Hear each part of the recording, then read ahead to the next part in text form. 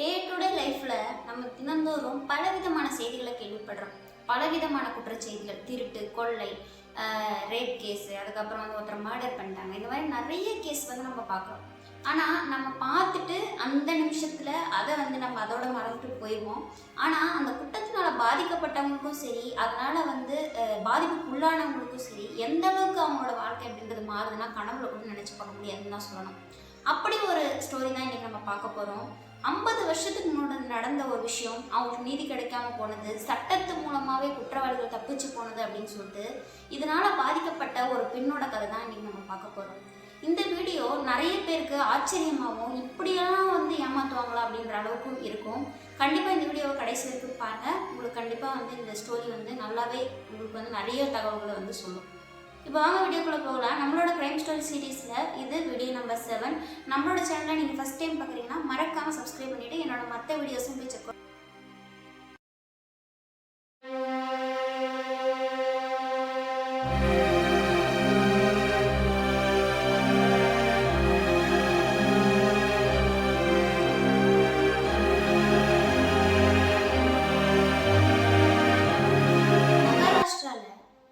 தேசாய்கஞ்ச் அப்படின்ற பகுதியில் ஒரு பழங்குடியின மக்கள் வந்து வாழ்ந்துட்டு இருக்காங்க.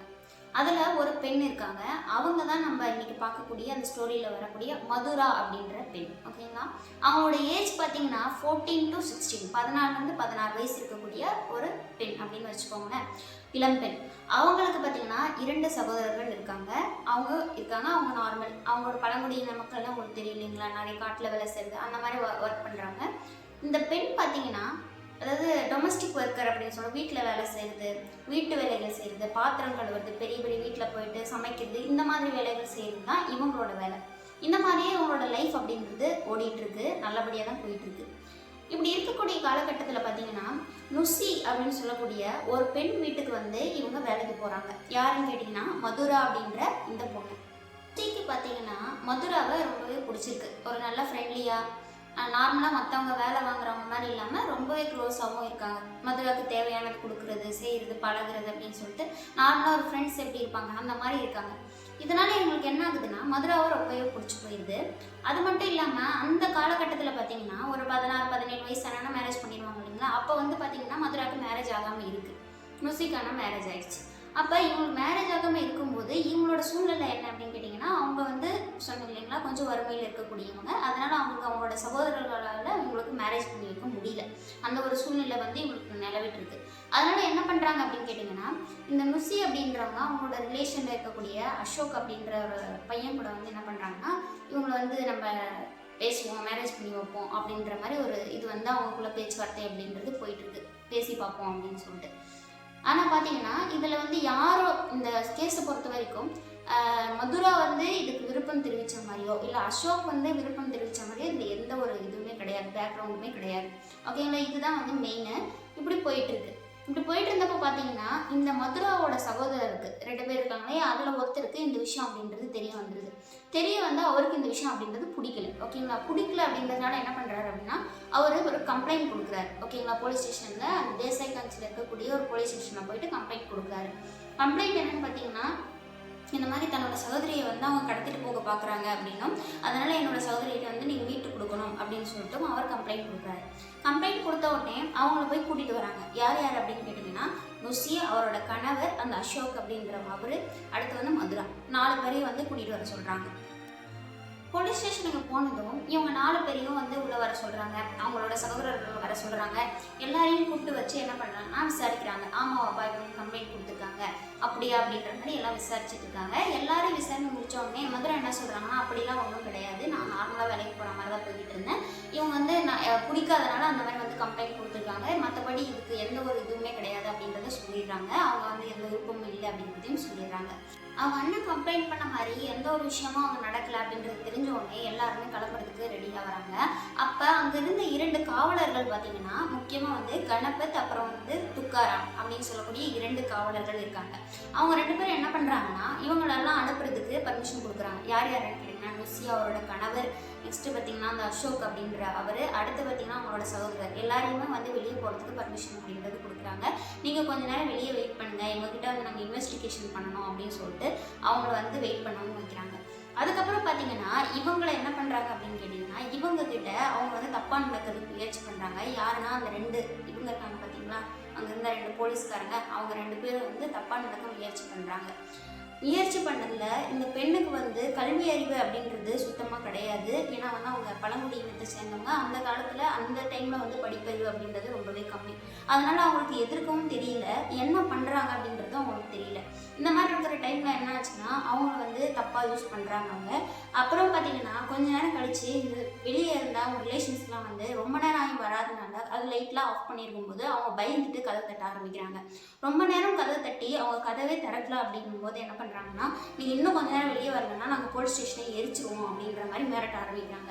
இப்படி பண்ணும்போது என்ன பண்ணுறாங்கன்னா, உடனே உள்ளே இருந்த அந்த கணபத்து துக்காராம வெளியே வந்து அவள் அப்போவே வந்து போயிட்டா அப்படின்னும் அவள் இல்லை அப்படின்னும் சொல்கிறாங்க. ஆனால் அவங்க நம்பலை. யாருன்னா அவங்களோட ரிலேஷன்ஸ் வந்து நம்பலை. உடனே என்ன பண்ணுறாங்கன்னா கதவை உடைச்சிக்கிட்டு உள்ளே போய் பார்க்குறாங்க. அப்போ அவங்களுக்கு நடந்த ஒரு கொடூரமான விஷயம் அப்படின்றது அவங்களுக்கு தெரிய வருது. இந்த அளவுக்கு அந்த பொண்ணை கொடுமைப்படுத்திருக்காங்க அப்படின்றது தெரிய வருது. இந்த விஷயம் தெரிஞ்சதுக்கு அப்புறமா அங்கே இருந்த மக்கள் வந்து அவங்கள தாக்க ஆரம்பிக்கிறாங்க. அதுக்கப்புறம் பார்த்தீங்கன்னா கொஞ்ச நேரத்திலேயே இந்த விஷயம் அப்படின்றது மேலிடத்துக்கு தெரிய வருது. தெரிய வந்த உடனே இந்த பொண்ணு என்ன பண்ணுறாங்க அப்படின்னு கேட்டிங்கன்னா, கோர்ட்டோட உத்தரவு பேரில் இந்த பொண்ணுக்கு வந்து இந்த வெர்ஜினிட்டி டெஸ்ட் அப்படின்றது நடத்தப்படுது. பண்ணி பார்க்கும்போது தெரிஞ்சிடும். ஓகேங்களா, இதை வந்து அவங்க பண்ணுறாங்க. இப்படி பண்ணி பார்க்கும்போது அவங்களுக்கு என்ன ஆகுதுன்னா, இவங்க 2 ஃபிங்கர் டெஸ்ட் அப்படின்னு சொல்லிட்டு மெடிக்கலில் ஒரு டெஸ்ட் இருக்குங்க. இந்த டெஸ்ட் வந்து பண்ணி பார்ப்பாங்க.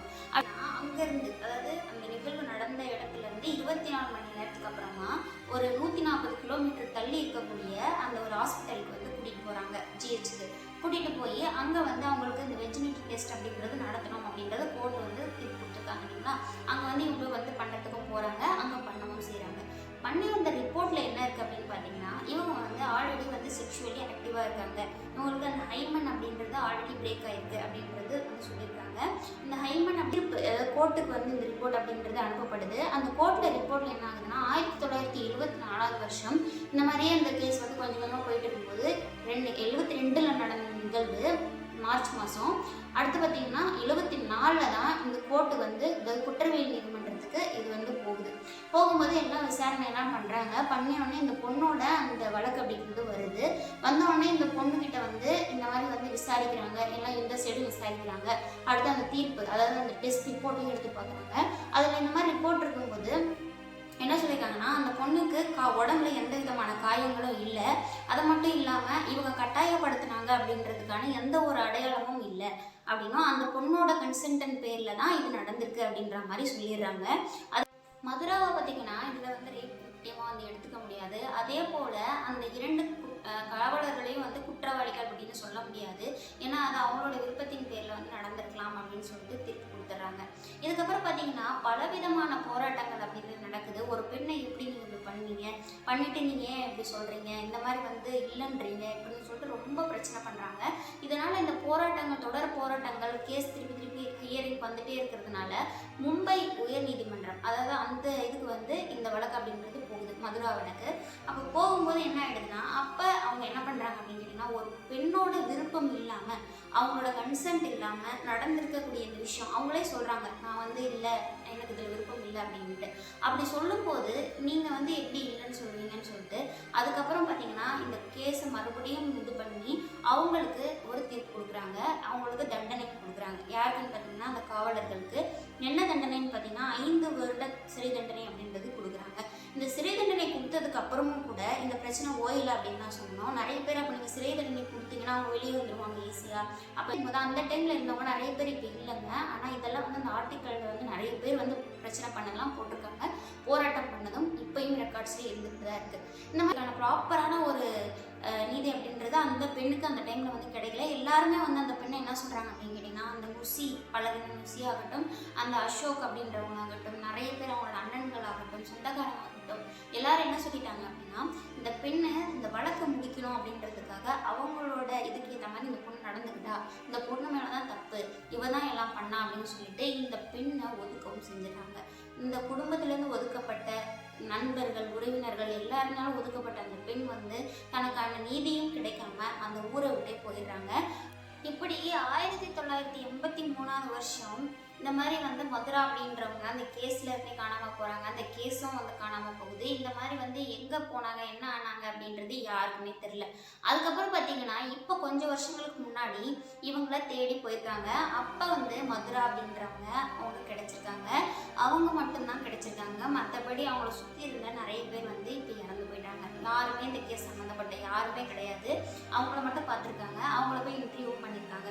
அவங்கக்கிட்ட நீங்கள் இந்த வழக்கை பற்றி என்ன நினைக்கிறீங்க, ஏன் இப்படி ஆச்சு, அதுக்கப்புறம் உங்களோட நடவடிக்கை என்னவா இருந்தது அப்படின்னு கேட்கும்போது, நான் அந்த வழக்கு இதானதுக்கப்புறமா நான் அந்த ஊரை விட்டே போயிட்டு என்னோட ஒர்க்கை நான் வந்து போயிட்டு அந்த இது பண்ணுறது, வீட்டு வேலைகள் பண்ணுறத பண்ணிகிட்டு இருந்தேன். அப்போ ஒருத்தரை மீட் பண்ணேன். அவரை மீட் பண்ணி அதுக்கப்புறம் திருமணமாக பண்ணிக்கிட்டேன்.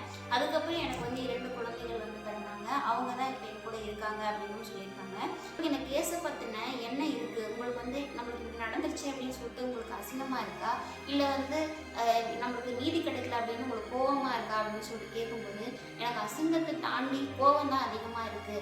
என்னோட நடத்தை பற்றியும் என்னோட இதை பற்றியும் என்னை இவ்வளோ இந்தளவுக்கு தப்பாக பேசினாங்க. என்னை வந்து இந்த மாதிரி எனக்கு கடைசி வரைக்கும் நீதி கிடைக்காம போனது வந்து எனக்கு ரொம்பவே வருத்தமாக இருக்குது அப்படின்னு சொல்லிட்டு ரொம்பவே வருத்தப்பட்டிருக்காங்க. அது மட்டும் இல்லாமல் தன்னை சுற்றி இருந்த யாருமே இப்போ இல்லை அப்படின்னும், அவங்களோட சகோதரர்கள் முதற்கொண்டு எல்லாருமே அவங்கள ஒதுக்கிட்டதாகவும் சொல்லி ரொம்பவே வருத்தப்பட்டிருக்காங்க. ரொம்ப வறுமை நிலைமையும் இருந்துருக்காங்க. அது மட்டும் இல்லாமல் அவங்களுக்கு கல்வி அறிவு இல்லை அப்படின்றதை பயன்படுத்தி, அவங்களுக்கு எதுவுமே தெரியாது அப்படின்றத பயன்படுத்தி, அவங்கள தப்பாக யூஸ் பண்ணி கடைசியில் அவங்களுக்கு இந்த மாதிரி ஆயிடுச்சு. இதில் இன்னொரு விஷயம் என்னன்னு கேட்டிங்கன்னா, அந்த 2 காவலர்களையும் தேடி போயிருக்காங்க. அவங்க எந்த இடத்துல இருக்காங்கன்னு சொல்லிட்டு ஆள் அட்ரஸே கிடைக்கலைங்க. அந்த அளவுக்கு இப்போ வரைக்கும் அவங்க எங்கே இருக்காங்கன்றது யாருக்குமே தெரியல. பேட்டி எடுக்க போன அந்த செய்தியாளர்கள் வந்து அவங்கக்கிட்ட வந்து கேட்கும்போது, உங்களுக்கு வந்து உங்களோட கணவருக்கு வந்து இந்த விஷயம் அப்படின்றது தெரியுமா, உங்களுக்கு நடந்த விஷயம் அப்படின்றது தெரியுமா அப்படின்னு சொல்லி கேட்கும்போது, அவருக்கு தெரியாதுன்னு தான் நினைக்கிறேன். தெரிஞ்சிருக்குமோ என்னமோ எனக்கு தெரியல. அவர் இப்போ உயிரோட இல்லை. 2017 வருஷமே அவர் இறந்து போயிட்டாரு. ஆனால் அவர் தெரிஞ்சிருந்தாலும் என்கிட்ட இன்னைக்கு வரைக்கும் அவர் இறந்து போகிற வரைக்கும் என்கிட்ட எதுவுமே கேட்கல அப்படின்னு சொல்லியும் வருத்தப்பட்டிருக்காங்க. இதில் என்னைக்கும் அவங்களோட மனசில் இது ஒரு ஆறாத காயமாகவும் வடுவாகவும் இன்னைக்கு வரைக்கும் வந்துட்டு இருக்கு. அவங்க இறக்குற வரைக்குமே இந்த ஒரு பிரச்சனை அப்படின்றது, இந்த ஒரு விஷயம் அப்படின்றது அவங்க ஊற்றிக்கிட்டே இருக்கும் அப்படின்னு தான் சொல்ல முடியும். யாரோ பண்ண தப்புக்கு இவங்க அனுபவிக்கக்கூடிய தண்டனை அப்படின்றது ரொம்பவே பெருசு. அதுவும் வந்து அவங்க மேலேயே தப்பையும் சொல்லி அவங்களுக்கு நீதியும் கிடைக்காம கடைசியில் இந்தளவுக்கு ஆனது அப்படின்றது, சொந்த பந்தங்களை இழந்து அப்படின்றது ரொம்பவே வருத்தமான விஷயம். நீங்கள் என்ன நினைக்கிறீங்க இந்த கேஸை பற்றி, மதுராவை பற்றி என்ன நினைக்கிறீங்க? அது மட்டும் இல்லாமல் இந்த கேஸை சுற்றி நடந்த விஷயங்களை பற்றி என்ன நினைக்கிறீங்க? உங்களோட கருத்து என்ன இந்த கேஸில் அப்படின்னு நீங்கள் கண்டிப்பாக வந்து கீழே கமெண்ட் பண்ணுங்கள். எனக்கு என்ன தோணுச்சு அப்படின்னு கேட்டிங்கன்னா, ஒரு பொண்ணோட நடத்தையை வந்து காரணம் காட்டி ஒரு குற்றவாளிகளை தப்பிக்க வச்சது அப்படின்றது ரொம்ப ரொம்ப கொடுமையான விஷயம் அப்படின்னு தான் சொல்லுவேன். அவங்க அந்த 5 வருஷ தண்டனையை அனுபவிச்சாங்க அப்படின்னு கேட்டிங்கன்னா, கண்டிப்பாக அது கன்ஃபார்மாக யாருக்குமே தெரியலங்க. அனுபவிக்கணுன்ற மாதிரி தெரியுது எனக்கு தெரிஞ்சு. அதெல்லாம் வந்து அப்படியே மறைச்சிட்டாங்க, என்னன்றது தெரியல நம்மளுக்கு. இந்த மாதிரி வந்து போயிட்டுருக்கு. கிளியரான டீட்டெயில்ஸ் எதுவுமே கிடையாது அதை பற்றி. இப்படி வந்து நீதி அப்படின்றது அந்த டைமில் இந்த மாதிரி இருந்திருக்கு அப்படின்றது நிறைய பேர் தெரியணும் அப்படின்றதுக்காக தான் இந்த வீடியோ வந்து நான் போட்டேன். இந்த மாதிரி நான் போடக்கூடிய இந்த க்ரைம் ஸ்டோரிஸ் உங்களுக்கு ஏதோ ஒரு விதத்தில் யூஸ்ஃபுல்லாக இருக்குது அப்படின்னா கண்டிப்பாக மறக்காமல் நம்மளோட சேனலை சப்ஸ்கிரைப் பண்ணிக்கோங்க. அது மட்டும் இல்லாமல் நம்மளோட வீடியோக்கு ஒரு லைக்கையும் கொடுத்துருங்க. உங்களோட ஃப்ரெண்ட்ஸ் அண்ட் ஃபேமிலிக்கும் ஷேர் பண்ண மறக்கவே மறக்காதீங்க. இன்னொரு வீடியோவில் இன்னொரு க்ரைம் ஸ்டோரியோட உங்களை வந்து நான் சந்திக்கிறேன். அது வரைக்கும் வணக்கம்.